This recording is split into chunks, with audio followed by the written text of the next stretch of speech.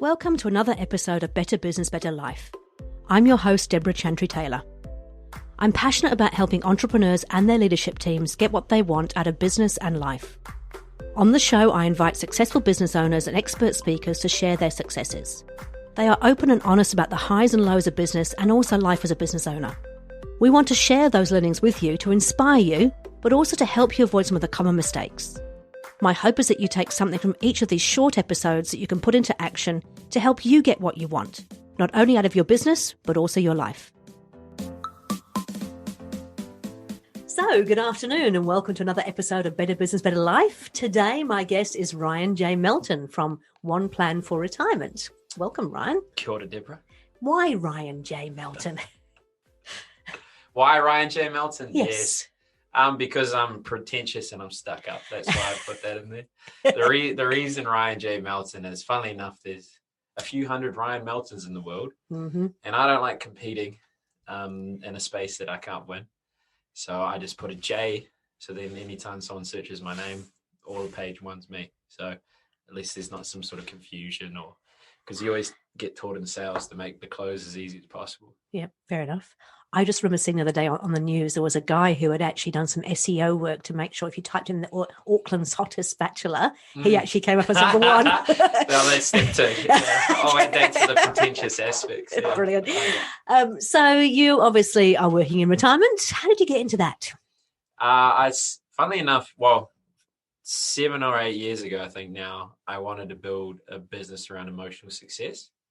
And then when I started talking to people, the more I got to understand them, the more I realized how much finance plays a part. But I didn't know enough about it to sort of go in that direction. So I had a bit of money from insurance, started running events called Meaningful Money Making for millennials. Yeah. And so I thought I could bring an audience, then I'll attract a speaker, and that speaker I'll learn from and build a connection. And funnily enough, that happened. Door knocked a few business owners. Third one said yes. First two couldn't actually do it. They were the wrong kind of an advisor. And when I walked in, the receptionist says, "Oh no, we do retirement planning. He's not gonna be interested in that." But I was like, "Oh, sorry, I'll wait." And then I had a chat to him, and then he spoke, and he asked me if I've ever thought about working in the industry, and I said no. And he said, "I'll pay for your study, and you can be a part of it." Now I realize I can do a tangible life coach. You know, I can look at what's important to people in life. I can have those conversations, be there for them at key life events, but also sort out their money. So now I just think, well, that makes sense. That's the business I want to create. So I've been there for a few years now. And how many years? 3 now. Okay. And who's the owner of the business? Greg Moyle. That's right. He appears on your podcast, doesn't he? He does. Yeah. Mr. Moyle is well known. He built his business through accountants and lawyers. Yep. And I'm going different tack with the social media like you're talking about. Fantastic. Okay. So tell me a little bit about yourself, first of all. What's your kind of professional and personal best you can share with our viewers, listeners? Yeah, viewers and listeners. There's a video. There's viewers, yeah. To both. Yep. Personal best is a bit of an emotional thing where I was in a bit of a tough point. Girlfriend left me for someone else. Moved 200 meters down the road, could see them from my bedroom window. And then a whole lot of other things, like 80% of the staff that were supporting me with commission-only selling at the time left. So you had no one booking appointments. My expenses doubled. So I was crying in between appointments, and then I had no friends because I was new to Auckland, and my only friend left. So I started confiding in this girl, and she was going through a long-time friend, and she was overseas. And then I was going to turn it around. This is a long-winded story, but there was a moment where I went on a team run. I was sleeping in my car to keep costs down, and I had to turn it around with this talk I had to do to a number of people that could be clients. At the time, I was selling medical gear. And at like 2 a.m. in the morning, she started acting funny when I was messaging her, and she'd actually tried to kill herself. And I couldn't think of, being in a different country, I couldn't think of what to say other than, if you actually do that, I'll make sure your parents turn up at the door. And that was the only thing that got her to stop. And then the next day I did a talk and it saved the career. But the personal best is making sure she's still here and she's happy and married and having a baby or had a baby. Oh, that's awesome. So that's the personal best. Yep. Professional best is like, for me, it's just, having a fear and facing it, like for me, a personal best is every day that I can do that. I mean, there's accolades, like early on my sales career, being able to make $5,000 in a day, or make a revolutionary change in the business that makes a big impact on people's lives and makes them happy. But for me, it's just the everyday, any moment where I feel fearful and I have doubt, and I just incrementally work through it and come out the other end is a personal or professional best for me. Is that how your podcast started? Yeah, no idea. 2 years ago, yeah. Yeah. I sort of paralysis by analysis, overthink everything, or just do it and wing it. Yep. So I go with the do it and wing it. And the podcast is built up to top 100 in New Zealand for business. Excellent. And now people call us, which is a rare thing. So took 2 years, had $80 a month budget. Yep. And now people are calling us, and we've built up a good portfolio of clients, got a few hundred clients. Yeah. And tell me, so your podcast is obviously about helping people to live a better financial life. Is that right? It's called the NZ Guide to Financial Freedom. Yeah. But the funniest thing is our ideal clients aren't interested in finance. We want passive investors that just want to live the life they want and not worry about money. Right. So we actually have to get them at a point in time. So what we do is we talk about lifestyle and interesting topics with different speakers. So the number one speaking coach in New Zealand, or Debra Chantry, the business traction / business action business coach. So we give diversity so we can maintain attention. And then when the life event occurs and we've added value and trust, then they reach out. Okay. That was the objective. And finally, after 2 years, it's worked. That's fantastic. So our listeners tend to be business owners. Tell me about the biggest financial challenges that business owners tend to face. Well, it's like, the cash flow is bread and butter of any organization, and a lot of business owners are cash flow poor. And also, if they're not that, they're either lifestyle asset rich and don't have a means to fund their lifestyle. So by lifestyle asset, I mean the family home, the car, it'll cost them money. Yep. But they don't have a means to replace their income because everything goes into the business. The other thing is they don't think about the exit strategy, how to structure the business, how to have a succession plan. It's kind of like their baby and they can't let it go. Yep. So that would be the biggest thing I see business owners fail at is one, either the structuring of the assets to protect against creditors, because that's the uncertainty. They can come knocking when you least expect. And then also having an investment strategy that's independent from the business. So at least if you can't sell or had enough at some point, you don't have to work because you have to. Okay. And so you can work with people. I assume the first step is understanding what's important for them. Take me through the process that you would do when you're working with a client. So it's transferable, like in any sort of, like I call it sales, it's problem solving to me as sales. But like you got to understand what's important, their values, their goals, and then also the situation. Because we want to look at their liabilities, their lifestyle assets, their investment assets, so you get an understanding of that. Mm-hmm. The next piece is how much is that lifestyle going to cost when they stop paid employment? Yep. And when would they like to stop paid employment? And then from there, it's looking at the ticking the boxes, insurance. Do they have the right insurance? Estate planning. Do they have the right structure of the assets? Does the family trust still make sense, or should they get a family trust? And then the other piece of the pie is you've also got the investment structure. So what would they be comfortable with? Yep. It's one thing to go for highest returns, but it's another thing to actually have something that you're comfortable that'll be able to deliver what you want. So then that's the final piece is an investment. So we usually summarize it: product, structure, strategy. Product, who's going to deliver it? Strategy, how and what do we need to deliver? Mm-hmm. And structure is how can we make sure that the best interest of the people they care about is looked after as well as their own. A bit of controversy here. Go on. Cryptocurrency. Because, of course, a lot of entrepreneurs love to take risks, and I've got lots of friends who are investing left, right, and centre into cryptocurrency. What's your views on that? Because I read a really interesting article from my friend Sam Stubbs the other day, and he's definitely not one for it. Love to hear your thoughts. So I link cryptocurrency akin to the revolution or evolutionary, the technological evolution of the internet. Right. So it's this new technology that's actually remarkable and could make a huge impact on people's lives. So from 2000 to 2003, the internet was becoming a real thing. Yep. And any company that had .com on the end of it was an exceptional investment, was making 20% a week returns. And then by the end of that, it no longer existed. Yeah, the bubble. The bubble. So the biggest challenge with cryptocurrency is who is going to be the leader, what brand is going to take over, and are you going to make a speculative bet where you can lose all your money? Yep. So whether it's crypto, whether it's a direct investment, we don't make speculative investments. We have diversified portfolios that can deliver what they want, and people get fixated on the return, but we say it's the return of your money that actually matters. What enables you to do. Yep. That's what I'd say about crypto. It's pretty much what Sam said. He said you've got to be prepared to lose it all. It's like having a gamble at a casino. Good. Yeah. Agree. Yeah. Okay. Sam starts from simplicity, is it? Yes, that's right. Yeah.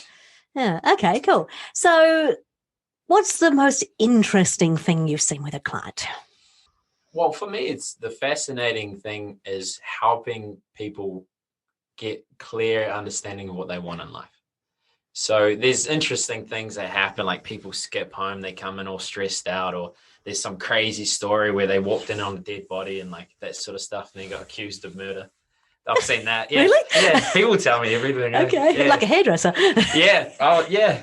Yeah. But yeah, just understanding people is just fascinating to me and why they do what they do.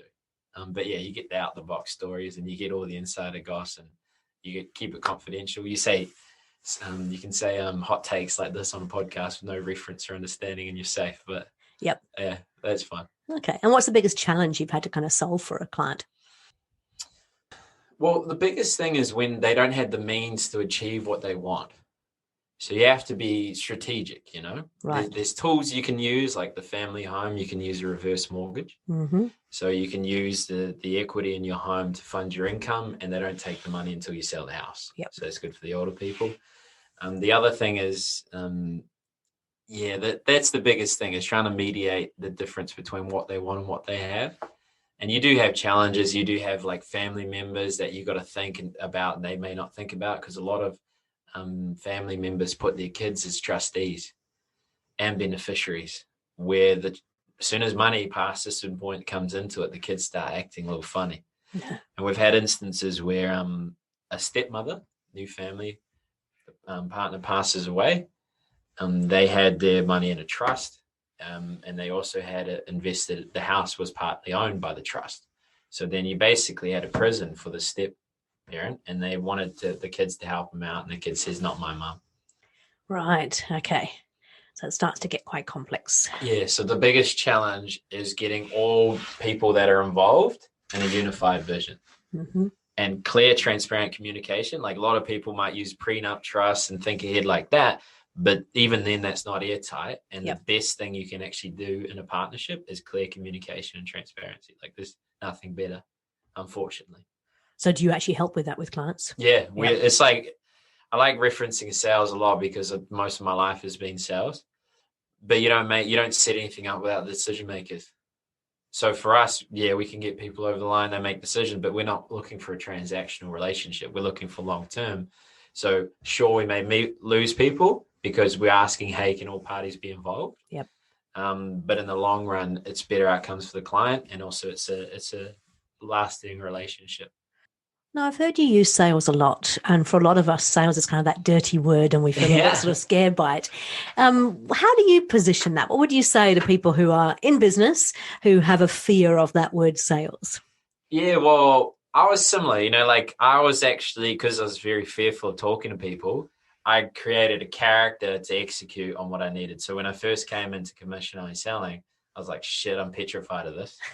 And I also need to deliver. So I started, thinking about my body language, my tonality, how to mirror people so they feel more in control, how to gesture your hand when showing the prices, etc. And then there's that imposter feeling where you're disingenuous with what your intent is. Mm-hmm. So now for me, it's really first sell the product to yourself. Yep. And if you can't sell it to yourself, why are you selling it? Sure. Step one. Yep.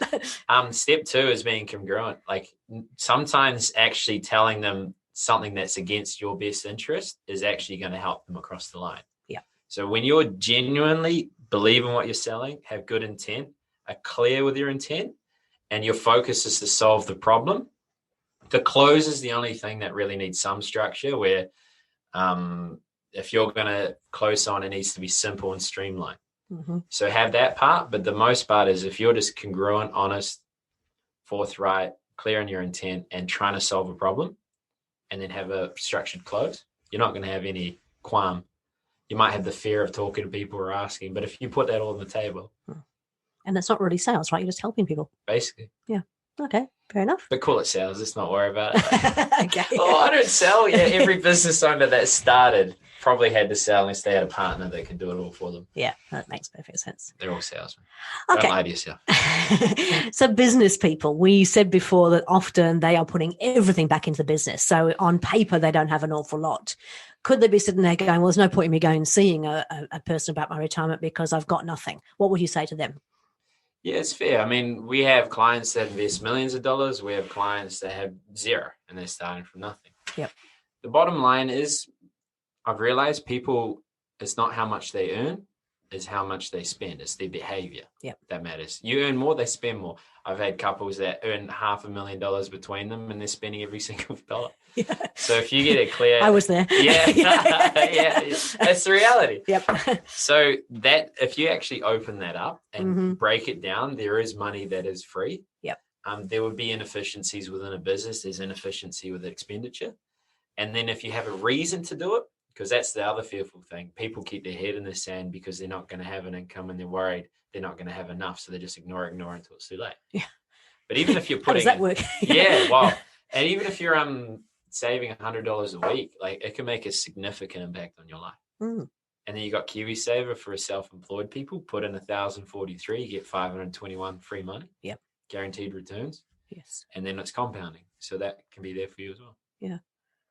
I've got to be more efficient with these answering of questions. It seems like a 10-hour discussion. It's good. It's really helpful information. I just got my KiwiSaver statement the other day. It's amazing how much you actually can make on KiwiSaver. Oh, remarkable. And all your employees, you got to get the 3%. Yeah. Like it's crazy what you can achieve with that. Actually, have you got any examples of businesses you've worked with where they've gone above that 3% or? Yeah. Or our own. Okay. Talk to me about that. We pay 4%, which isn't remarkable, but that's usually what others would do. Yep. The other thing I'm thinking as well is because our staff are always also a representation of our advice. Yep. You start putting it aside their own sort of investment. The challenge is like they would have to voluntarily be a part of it because you'd have to make it tailored to their risk tolerance and there's compliance things and you have to go through a plan. They might not feel comfortable disclosing it. Yep. But I think that's an important piece, especially in our business, is making sure that our staff are a representation of the advice we give. Fantastic. Okay. And what are the benefits then do you see? So as a business owner, for example, giving employees more than the 3%, what do you think that shows? What's the benefit for you as the business owner? Well, for me, it's like if your objection handle is to decrease the price, they don't see value in it. Yep. So if there's a business owner that actually wants to do that, I'm happy to come and do a talk workshop and actually show the value of it. Yep. Because that would be the first step. They actually need to see the potential implications of that. So maybe it's a calculator or maybe it's talking about their goals. And if you're a good business owner, usually you have people aligned to the vision you're striving to achieve. So you have an understanding what they want. And then it's just a matter of showing that calculation and what the impact that might have. But not doing it from a like, hey, look at me. Like I care if I'm doing all this for you. But it's just like, hey, this is what you said you wanted to achieve. I'm happy to contribute this for you, and this is the outcome that it has. But if you just do it, they won't care. Yeah, fair enough. Okay, cool. We always ask for 3 top tips from our guests, right? 3 things that the business owners can take away and start using in their business straight away. What would be Ryan J. Melton's top 3 tips? Tax yourself 10%. Okay. And treat that as an income, like that as your investment. It's 10%. Yep. The best partnership of investments is KiwiSaver and a managed fund. And a managed fund looks like KiwiSaver, so balanced growth, conservative. Yep. Except you can access the money. Okay. So you tax yourself 10%, goes in the managed fund. Yep. And then you put in the minimum, 1,043 in KiwiSaver. And 521 from the government. Yep. Yep, that's the one. And that's tip 1. So 10% in growth or balanced fund, depending if it's 5-year or 10-year horizon. KiwiSaver minimum. Yep. Second step is actually have the conversation with your partner or the significant person in your life. It might not be comfortable. We call it, we talk about, this might cause a domestic when we had in the expenditure requirements. But if you actually sit down and talk about what you're hoping to achieve and what that looks like and how it coincides together, they'll, especially if you've got a partner that spends a lot, funnily enough, they start changing that narrative. So have a conversation. So how do you start that conversation? Because my experience of working with entrepreneurs is you've got entrepreneurs who are generally big risk takers, generally kind of, big spenders as well. And often they're balanced with a partner who's quite different, risk averse, not big into spending. And so having that conversation initially is going to be tough. How would you suggest that they start that? Well, a good start is, hey, honey, I was just listening to Better Life, Better Business. Better Business, Better Life, sorry, long way around. Yeah. And they were talking about having a clear vision and how that could impact and yada, yada, yada. Yep. The biggest thing, that starts it off. Yep. The biggest thing I've learned is it doesn't matter how you start, you can always react. You can always adapt. Yeah. But the place you're coming from is, I care about you. I want to know. Not, I have this idea, you need to do this. Yeah. But if you're like, hey, honey, I've been listening to this podcast, they're talking about vision. I'd be curious, like, what was your hope? Like, what would you try to achieve? And then you try and understand that. Yeah. And then once you have so that it's similar to a business, really. It's like, what is our vision? What are our shared core Yeah. values? Where do we want to be in 10 years' time? Same thing. Yeah. Business is just a projection of a person anyway. Yeah. All those key stakeholders, yada, yada, yada. Mm-hmm. Step 3, structure. Structure? Yeah. So think about estate planning, who's going to get what, how that's going to work, how are you protecting yourself against unexpected with the insurances, yada, yada, yada. So think about structure, get a clear vision from your partner, tax yourself 10%. Fantastic. That's really good. Thank you. Okay. Thank you for sharing that. Thanks also for sharing quite vulnerably about your personal best. I'm really pleased that you saved your friend's life. I'm sure she is too. Yeah. If people want to get in contact with you and have a conversation with you, how do they do that? Well, if you Google Ryan J. Melton, I'm everywhere. That's true. Yeah, TikTok, Instagram, LinkedIn. I've got a newsletter. There's a book you can get for free. Just email me at ryan@oneplan.co.nz. Actually, it just reminded me of something else. TikTok. Tell us a little bit about TikTok, because I have to say, when you first told me you're on TikTok, I thought that's ridiculous. Nobody on TikTok's going to be interested in financial planning. Yeah. So tell us a bit about that and how it's worked for your business. Well, I usually say to be on the right side of today, you need to be on the wrong side of history. Wrong. Yeah. If you want to be on the wrong side of today, then you'll be on the right side of history. Whatever. You get what I'm trying to say. I do. Yeah. Yada, yada. So TikTok, heard this all the time. Yep. Biggest revenue generator from social media. No cost. Just time. So TikTok, whatever you put on the hook is what you attract. Yep. There's, I don't know, 1 billion users now. Mm-hmm. So there could be people between 50 and 60 that might be interested in financial planning and in engaging short form content, and people just reach out. Hey, I saw your TikTok. I was actually thinking, about my future. What should I do? And then plan, client. So what kind of content do you share on there?